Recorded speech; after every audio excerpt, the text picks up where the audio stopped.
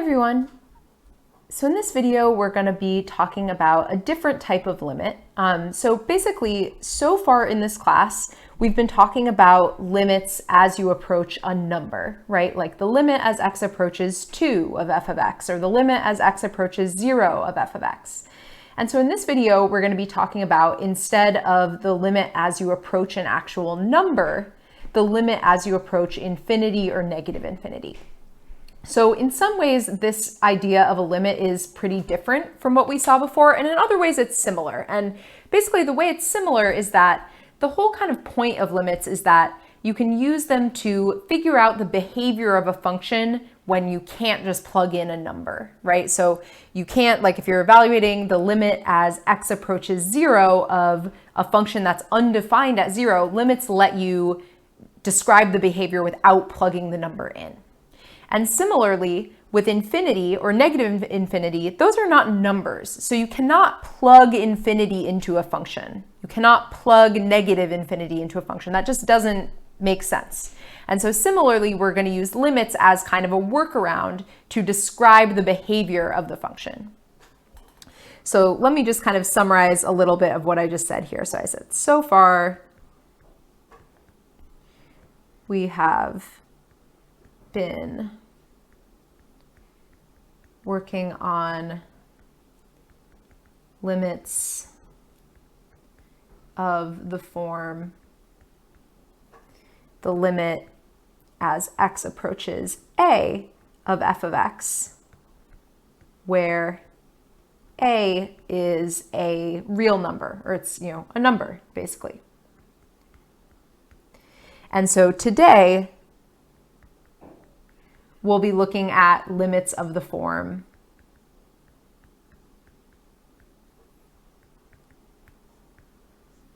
the limit as x approaches infinity of f of x and the limit as x approaches negative infinity of f of x.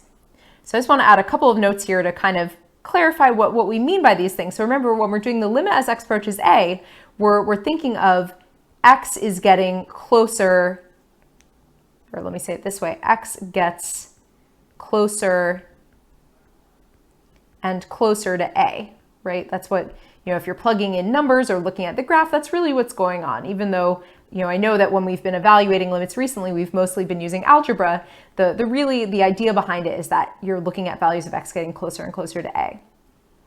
Whereas when you're looking at infinite limits, now you're not talking about x getting closer and closer to a specific number. Instead, you're looking at x getting larger and larger in the case of limits at positive infinity. And then you're also looking at what happens as x gets smaller and smaller. So just like with the other limits we've been working with, it's about kind of varying what value x is and then seeing what happens to f of x, seeing how the outputs change as x gets larger and larger and smaller and smaller. So one thing I just want to point out here that I kind of don't like, but this is the way that they name the chapter in the book. So notice it says limits at infinity. That's not really the best, I think, choice of language, because infinity is not a number. So when we say limits at infinity, it's just kind of a shorthand. It's just a way of not having to say limit as x approaches infinity. But I just want to make sure it's really clear that when you're thinking about infinity and negative infinity, don't think of it as a number. Think of it as, something that we're approaching. So just like in the other limits videos, I'm going to start off by, in this video, we're going to be focusing on just getting kind of an intuitive sense of how limits at infinity work. So we're going to be plugging in numbers and looking at graphs. And then in the next video, that's where we'll learn some algebraic methods for evaluating limits. So both parts are important. The algebraic methods are going to help make it a little bit easier to evaluate limits and kind of get you to a more, for sure, concrete answer. But I think building up the intuition of how limits work is also really important. So the first thing I want to look at is plugging in numbers. So evaluating limits at infinity plugging in numbers.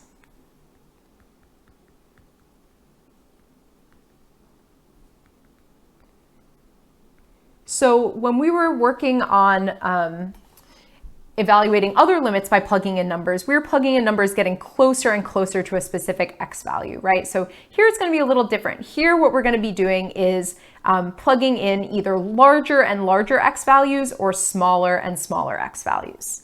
So to find the limit as x approaches positive infinity of a function, you want to evaluate f of, I'll just say it this way, large numbers.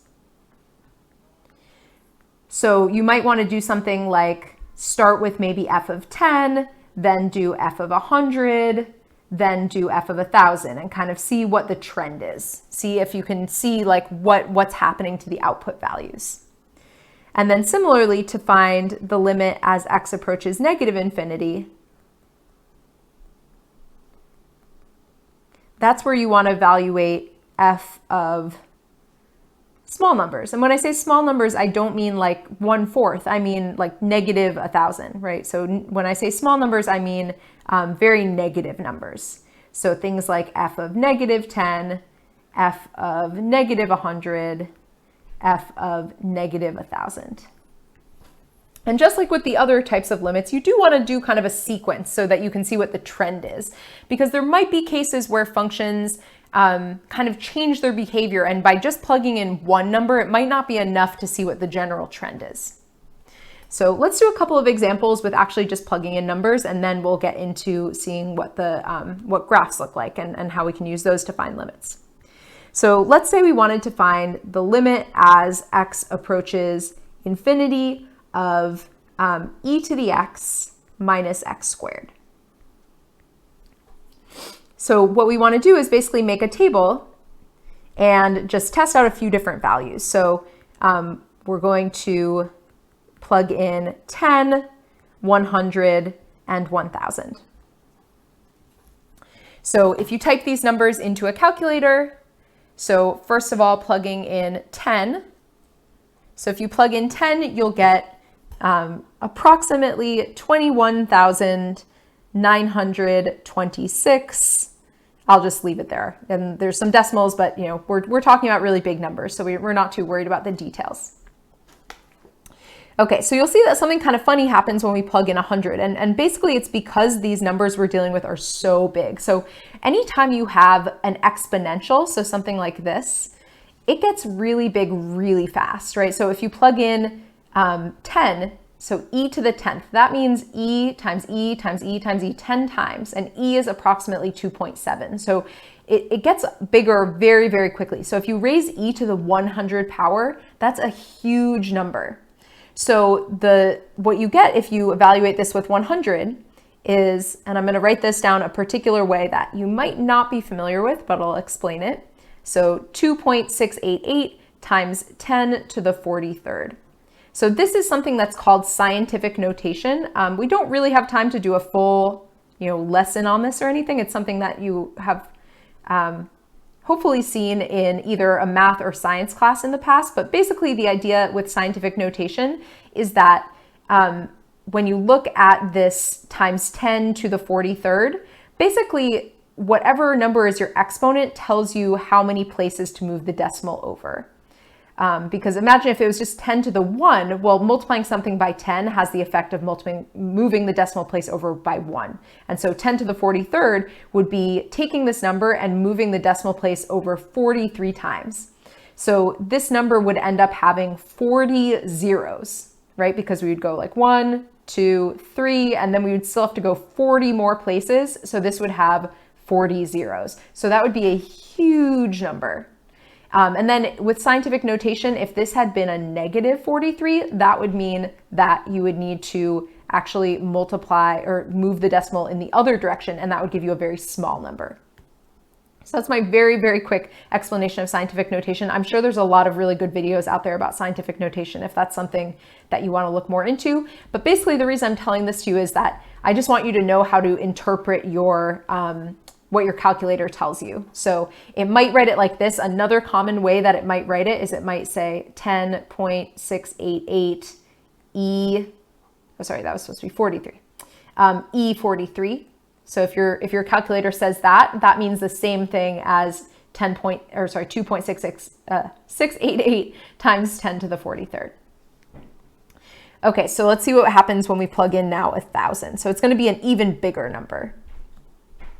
So this time, sorry, actually my calculator can't handle it. So I'm just going to write huge number here. And maybe if you did it on Desmos or on a computer, it would be able to handle it. But for some reason, I didn't check this number ahead of time and my calculator doesn't like it. It's too big. So basically what we can see is that as x gets bigger and bigger, so as x increases, I'll just say it, as x gets big, what we see is that f of x also gets big. And so this is a function where we can conclude that the limit as x approaches infinity of e to the x minus x squared is equal to infinity. So I want to be really clear here. We're not saying that the function equals infinity. We're not saying that f of infinity equals infinity. None of that makes sense. The only way that it really makes sense to talk about infinity in this context is when we use a limit. So there's a big difference. It would not be correct to say f of infinity equals infinity. That just is nonsense. But by saying the limit as x approaches infinity, that's what allows us to not say that anything equals infinity, but to say that things are getting larger and larger, that they're getting closer and closer to this idea of an infinite number. Okay, so let's do one more with plugging in numbers, and then we'll talk about graphs. So next example I want to look at is actually going to be very similar. So we're going to do the limit as x approaches infinity of 1 over, and then the same thing that we were just doing. So e to the x minus x squared. So let's make a table. I guess actually I'll just say, let's call it g of x. So I'll plug in 10, 100, and 1,000. Okay. So, sorry, I'm just queuing up my calculator. So when we plug in 10, we get 0.0000456, approximately. And now let's plug in 100. And this might actually show us that other kind of, so this is going to be the other kind of scientific notation. So 3.720, let's say, times 10 to the negative 44. So again, this is scientific notation. This would mean that we take 3.720 and we move the decimal place 44 times that way. And so you're going to end up with 0.00000, lots and lots of zeros, 44, or I guess 43 zeros before you actually get to anything other than a zero. So very, very tiny number. And then we'll see if my calculator can actually handle this or not. It might not be able to. Yeah, again, it doesn't handle this next one, but it would be very close to zero. It would be a very close to zero number. So for this one, we can see that as x gets big,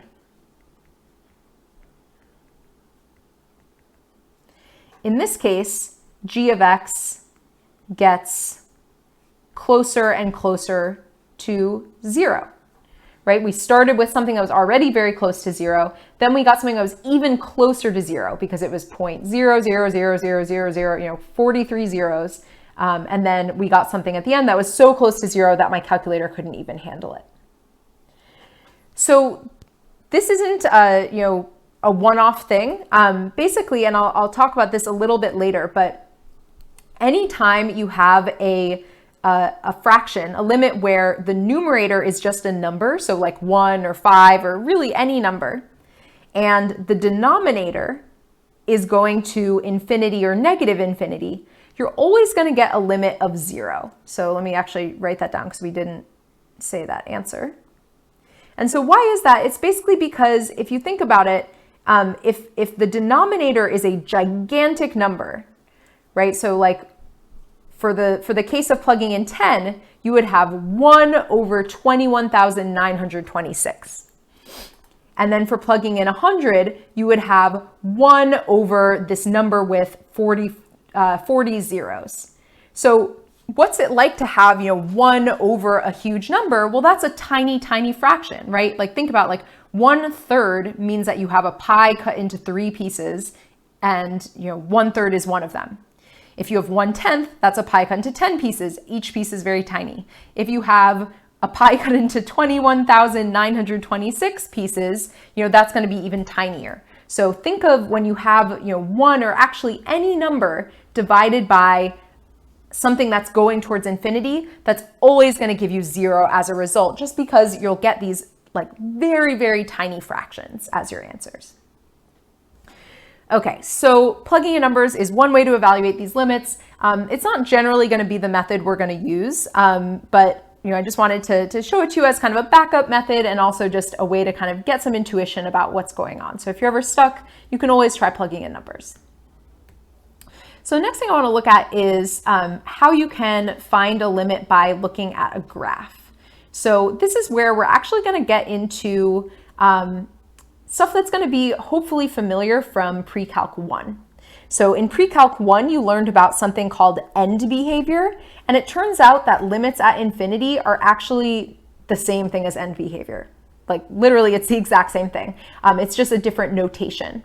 So basically, if you remember from pre-calculus, end behavior has to do with where the ends of your function are pointing. Are they pointing up? Are they pointing down? Are they flattening out to a particular value? Is there a horizontal asymptote? Those are the things that are going to determine what your limit at infinity is.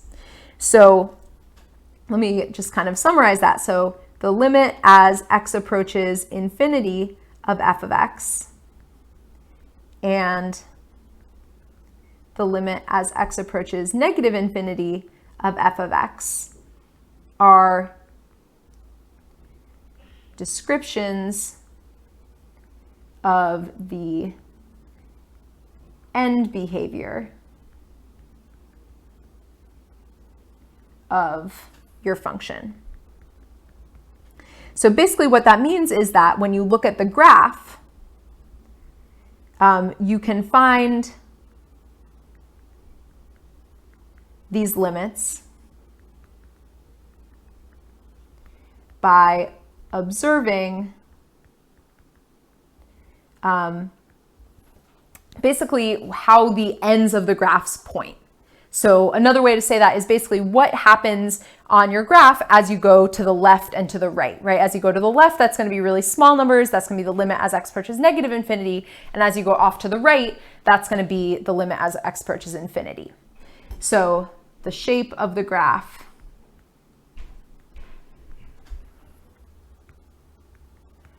as x gets very large or very small. And x getting very large or very small, again, just corresponds to going way to the left or way to the right. I guess I also left out the word large. But so very large would be off to the right, right? And then very small would be to the left.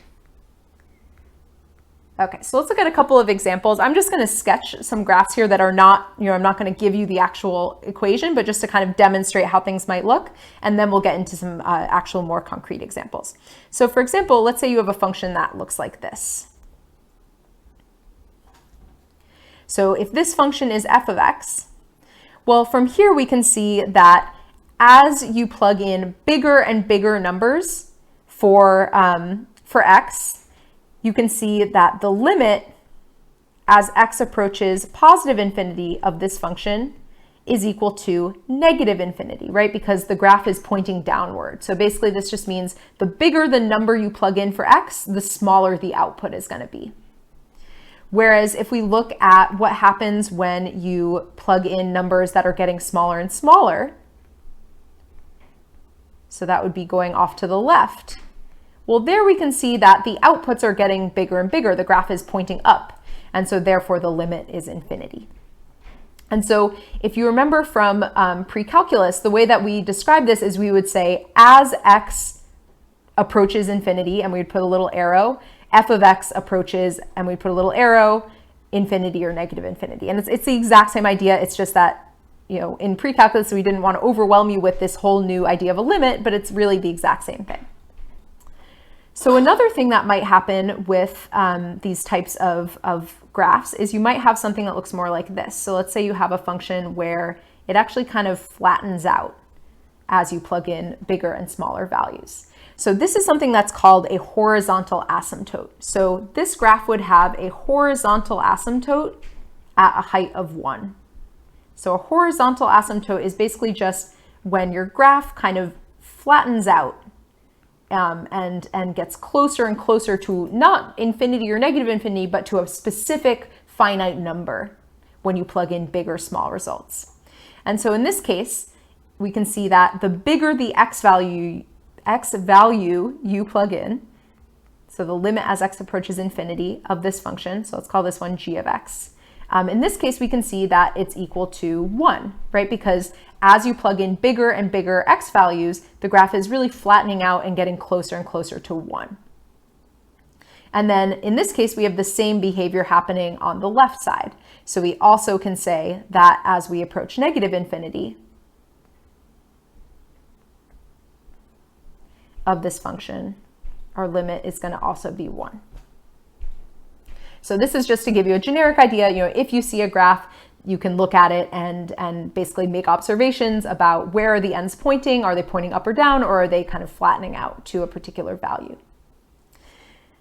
Okay, so the next thing we're going to talk about is specifically with polynomials. So basically all the rest of the examples in this video are going to be examples that I would expect you to know without having to actually plug in numbers or really do any work. These are all going to be examples where I expect that you would be familiar enough with the shapes of these graphs to be able to know what the limit is without actually calculating anything. So so we're going to start with polynomials. So infinite or limits at infinity, I'll actually just say it as end behavior. Because really, again, end behavior is synonymous with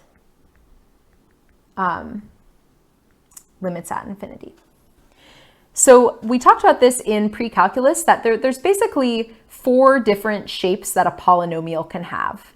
You know, polynomials might look a little different in the middle of them. They might have all sorts of different, like they go up and down a little bit more, but basically the general shape is always going to be the same. So anytime you have a polynomial that has an even degree, so remember, degree refers to the highest power in your polynomial. And then if you have a positive leading coefficient, and so a leading coefficient is just the coefficient of the highest power. And I'll give you an example in a moment. So anytime you have a function that looks like that, it's going to have a shape that basically looks like a parabola. It might do some other funky stuff in the middle. You know, it might look a little different from this. You know, for example, you could have one that maybe looks like this, but it's still going to overall have this kind of U shape. And so anytime you have a even degree with a positive leading coefficient, it's always going to be true that the limit as x approaches negative infinity of that function is going to be equal to infinity, and the limit as x approaches positive infinity of that function will also be equal to infinity. So just to give a couple of examples of what those functions might be. So let's say you had f of x. So just to give first a very simple example would be x squared, right? X squared has a even degree because the highest power is actually the only power, it's 2. And then the leading coefficient is 1 because that's the coefficient of x. Another example, just to give a kind of a more complicated one, could be something like 2x to the 8th minus 3x to the 7th plus 5x minus 2. that would also have an even degree because the highest power is 8 and a positive leading coefficient. So both of those would have the same end behavior we saw here. Okay, so next one is if we have an even degree and a negative leading coefficient.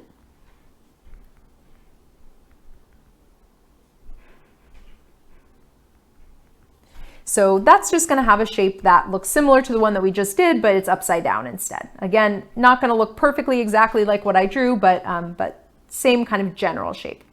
And so in this case, the limit as x approaches negative infinity of the function is going to be negative infinity, right? Because the both ends point down. So both the limit as x approaches positive and negative infinity, both of those are going to be negative infinity. So just to give a couple of examples of functions that would fit that kind of mold, one example could be f of x is equal to negative x to the fourth. Another example could be f of x is equal to negative 3x to the fifth plus 10x squared minus 5. So anything basically, again, first where the highest power is an odd number, or sorry, this is wrong. Let me make this a 6, my bad. So anything where the highest power is an even number and then the leading coefficient is negative. Okay, 2 more. So the next case is when the degree is odd. So both these are going to have an odd degree. How did I say it here? Did I say even degree? Okay. So odd degree. And a positive leading coefficient.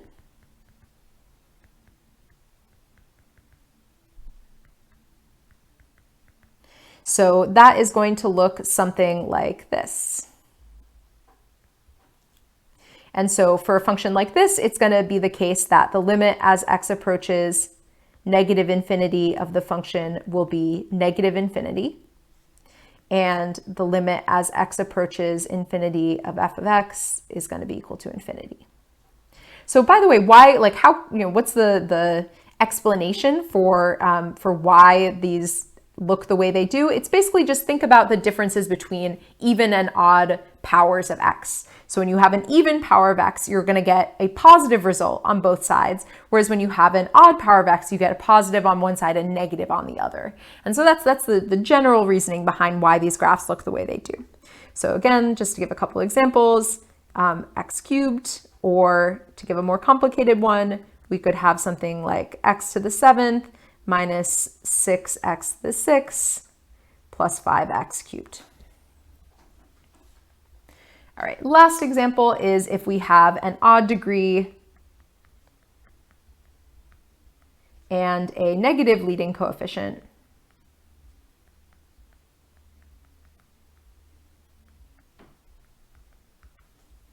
So that's going to look like this.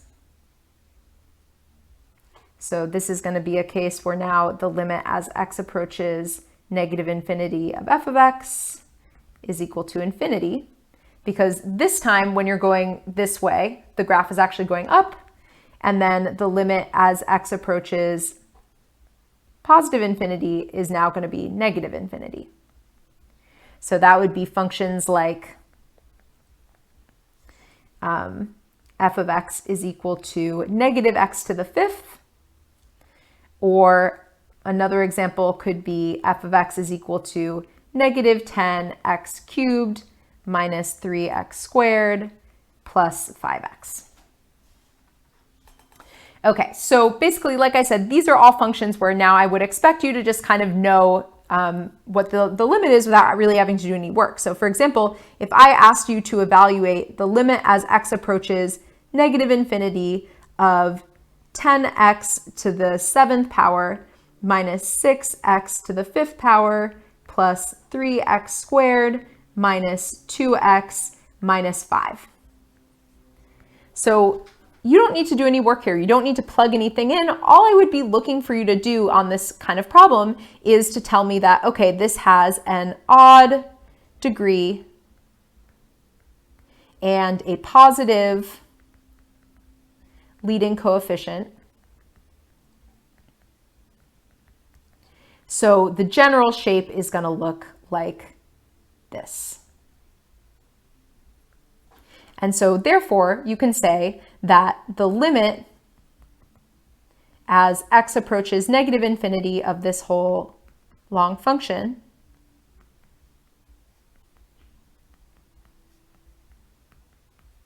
is equal to negative infinity.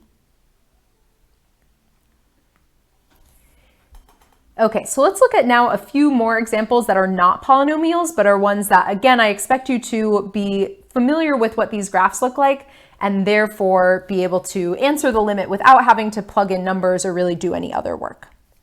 So other important examples.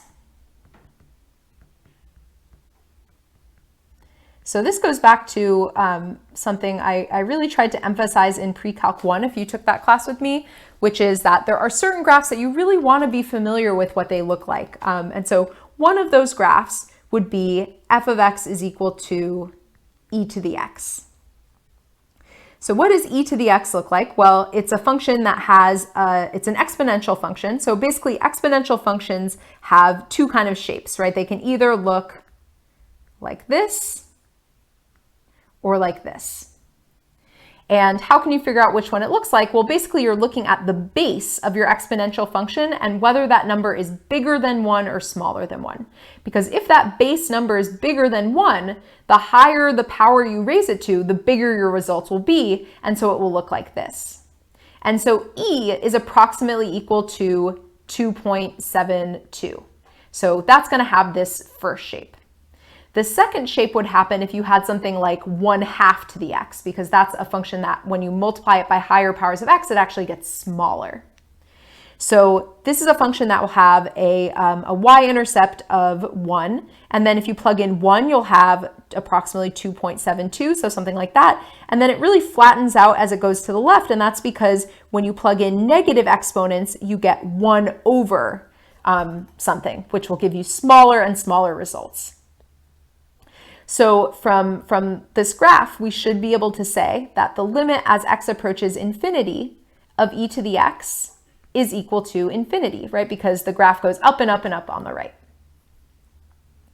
And the limit as x approaches negative infinity of e to the x, well, in that case, we're going this way, and this graph has a horizontal asymptote at 0, and so the limit is 0. And again, that's because if you plug in, if you do something like e to the negative 10th, that's 1 over e to the 10th, so that's 1 over a really big number.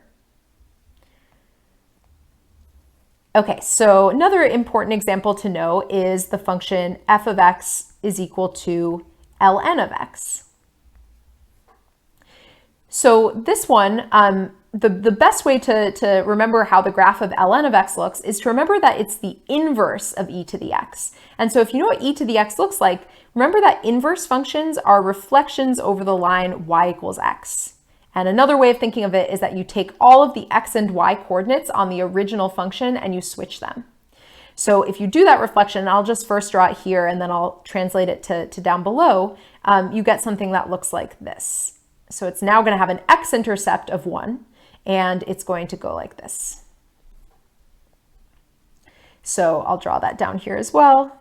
And it will go through the point now E1 instead of 1E. So that's one point that you can definitely know is on the graph. Okay, so I'm going to erase this. So this one actually, it only makes sense to take a limit in one direction. So the limit as x approaches infinity of ln of x is equal to infinity. And this is an example of a graph where it actually goes up very slowly. So it's going to kind of continue. If you keep going, it's going to be kind of like this. So it does keep going up. It just doesn't shoot up in the same way. You know, if you look at e to the x, that one like really goes up. This one, it goes up, it just goes up really slowly, but the limit is still infinity. It would not make sense to evaluate the limit as x approaches negative infinity because ln of x has a domain that starts just after 0. So the only numbers you're allowed to plug into ln are numbers that are positive, so it just doesn't even make sense to evaluate the limit as x approaches negative infinity.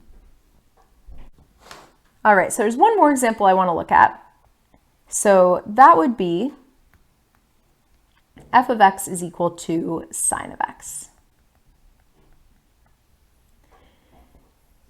So what does the graph of sine of x look like? Well, we know that it has this wave pattern, right? And so I'm going to start to draw it here. It's going to go, and I made this scale very narrow, so that's why it's going to look so tall and skinny, but it goes through one full cycle from 0 to 2 pi, right? And then it repeats. Oops. So it looks something like this.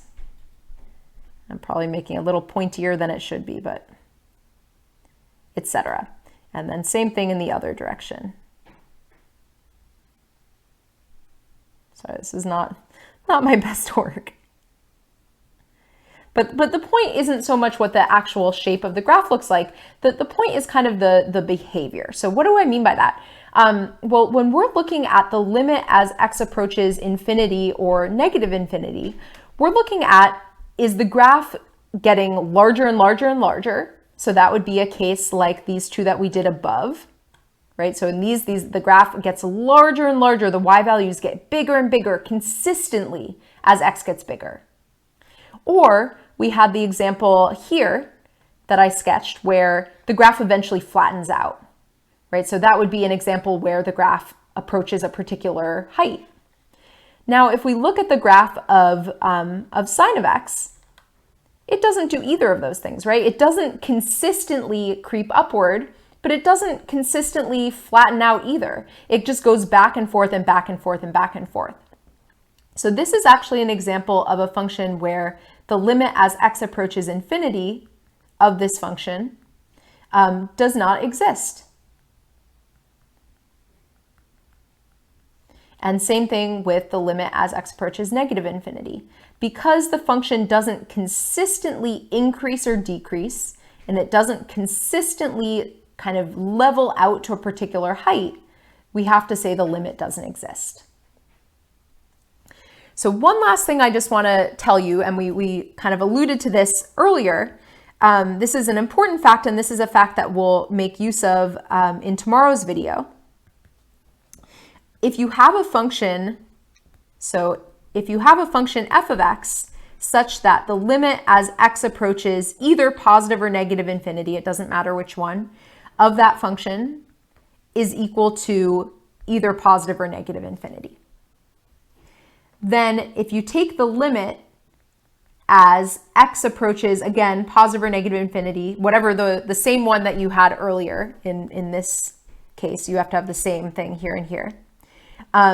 Then if you take the limit of any number over that function, you always get 0. So an example of that, we did one example earlier, which was that the limit as x approaches infinity of 1 over e to the x minus x squared, we saw that the limit of the denominator, when we focused on the denominator itself, we saw that this part goes to infinity. And so because the denominator goes to infinity, overall, the function goes to 0 because you have a numerator that is just being counteracted by this really big denominator. So from here on out, when you have situations like that, you don't need to do any real work or real evaluation. You can just say, okay, I know that limit is 0. So another example would be the limit as x approaches negative infinity of 10 over negative x cubed plus x squared minus, let's say, 15x plus 2. And actually, I'm going to make this positive just to make a point a little bit more here. So basically, this fits into that same description, right? Because if we focus on just the denominator in this case goes to negative infinity, right? If you were just looking at this denominator as a function itself, it would fit into this category, right? So we would see that the limit as x approaches negative infinity would be negative infinity. And so what's going to happen is if you do 10 divided by some gigantic or some very negative number, you're going to get a very small negative fraction, something that's really close to 0. So this limit is also 0. So this is another fact that you can make use of. So basically, we have now these building blocks. We know the limits of polynomials. We know the limits of e to the x and ln of x. And now we know that anything where you have a number divided by by something that itself goes to infinity, you can conclude that those limits are 0. So in the next video, we'll be seeing how we can use some special algebra tricks to basically take more complicated functions and break them down into pieces that we do know how to evaluate the limits of. All right, I'll see you all in the next video.